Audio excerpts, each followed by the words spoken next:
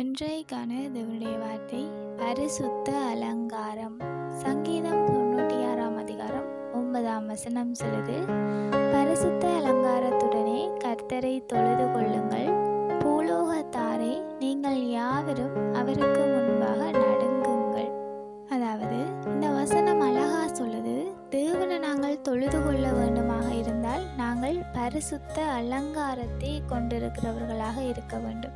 அதாவது பரிசுத்த அலங்காரம் என்று சொல்லப்படுகிறது எங்களுடைய ஆடைகள் மாத்திரமல்ல, மனதும் கூட பரிசுத்த அலங்காரம் கொண்டதாக இருக்க வேண்டும். அதாவது எங்களுடைய ஆடைகள் கூட மற்றவர்களுக்கு எந்த விதமான இடையூறும் இல்லாத கண்ணியமான ஆடைகளாக இருக்க வேண்டும். அதே நேரம் நாங்கள் தேவனுக்கு முன்பாக தொழுது கொள்ளும் பொழுது பரிசுத்த அலங்காரம் என்று சொல்லப்படுகின்றதான ஆவியின் கனிகள் மற்றும் தேவனுக்கு பிரியமான காரியங்கள், தேவனுடைய கற்பனைகள் என்று அவற்றையும் நாங்கள் சூடிக்கொள்ளுகிறவர்களாக இருக்க வேண்டும்.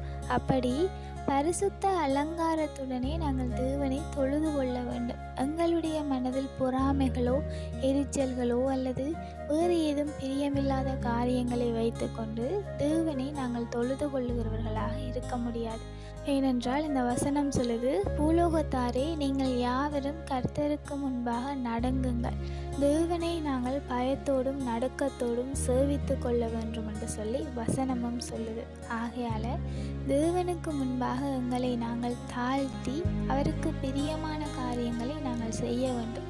எப்பொழுதும் தேவனை தொழுது கொள்ளும் போது பரிசுத்த அலங்காரத்துடனே அவரை தொழுது கொள்ளுகிறவர்களாக இருக்க வேண்டும். Have a nice day.